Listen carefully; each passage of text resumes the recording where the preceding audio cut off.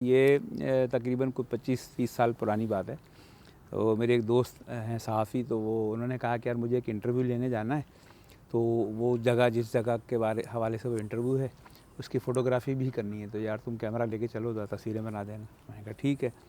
तो वो मुझे लेके गए। ये जो कराची में जो स्टेडियम के पास एक बना हुआ है, स्टेडियम से जो रोड राशिद मिन्हास रोड की तरफ जाती है डालमिया की तरफ, उस पर एक कदीम और बड़ी खूबसूरत एक मॉन्यूमेंट बना हुआ है जो बेसिकली जंग अज़ीम में जो गैर मुल्की जो है इंतकाल कर गए थे उन गोरों की कब्रें हैं इसके अंदर, जो फ़ौज के ओहदेदार थे उनकी। तो वो वार सेमेट्री कहलाता है, बड़ा मशहूर जगह है। तो वार सेमेट्री का जो निगरान जो साहब थे उनसे इंटरव्यू था उस वार सेमेट्री की हिस्ट्री के बारे में और दीगर जो उसकी जो देखभाल हो रही है, कौन उसको चलाता है आज तक, उस सब के बारे में। हम वहाँ चले गए, इंटरव्यू हुआ, तस्वीरें वगैरह मैंने ली। उसके बाद जो निगरान थे, मुझे उनका नाम अब याद नहीं है, तो हमने उनसे पूछा कि यार आपकी सारी ज़िंदगी इस कब्रिस्तान की निगरानी करते हुए गुजरी है, तो कुछ अजीब व गरीब वाक़यात तो पेश ज़रूर आए होंगे। ये चारों तरफ जो है ना वो गोरों की कब्रें हैं। तो वो कहने लगे कि नहीं, यहाँ तो कोई वाक़या पेश नहीं आया, लेकिन वाक़या ज़रूर पेश आए हैं। तो मैंने कहा भाई कोई हमें भी सुनाएं। तो उन्होंने कहा कि बस वो मेरा अपना ज़ाती वाक़या है कि मेरी जब शादी हुई थी, तो मेरी शादी हुई थी सिंध के शहर शिकारपुर की एक फैमिली, वहाँ शादी हुई थी। तो शादी के कुछ अरसे बाद मैं और मेरी बीवी हम गए वहाँ मिलने, उनके मैके ले गया मैं उनको। तो वो उनका जो घर था वो भी पुराने ज़माने को कोई हिंदुओं की मतलूका हवेली थी जिसके अंदर वो ससुराल हमारा जो है वो रहता था। तो उसके 6-7 मंजिलें थीं ऊपर। तो सबसे आखिरी मंजिल पे एक कमरा था, वो हमें उन्होंने दिया रहने के लिए।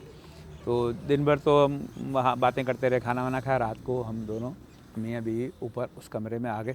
जब शदीद सर्दियाँ थी, दरवाज़े खिड़कियाँ हमने बंद कर दिया। अब हम बैठे हुए बातें कर रहे थे, तो अचानक मुझे लगा कि खिड़की जो बाहर की गली में जो 6-7 मंजिल ऊपर हमारा कमरा था, उसकी बिल्कुल खिड़की से बाहर देखें तो वो 70-80 फुट नीचे गली गुजरती नज़र आती थी।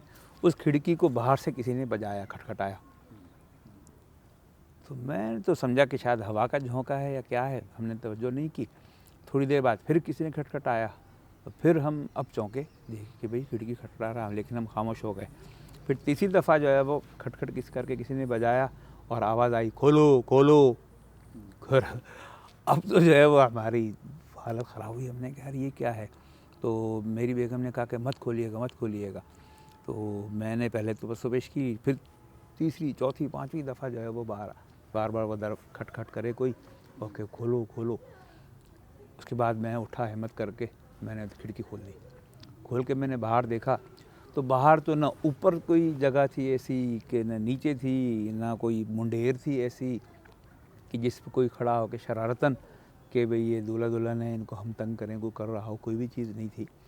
और रात भी खासी हो गई थी, तो इस तरीके से कोई, तो मैंने जो है वो खिड़की बंद कर दी। अब मुझे खौफ लाक हुआ कि यार ये क्या है आवाज़। उसके बाद थोड़ी देर बाद फिर वो बजी और आवाज़ आई, खोलो खोलो। लेकिन हमने जो है वो लाइट वाइट बंद की और दुबक गए हम समझे कि ये कोई मसला है यहाँ ज़रूर।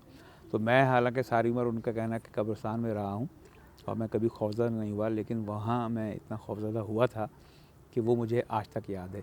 ये वाक़या मेरे साथ ज़रूर पेश आया।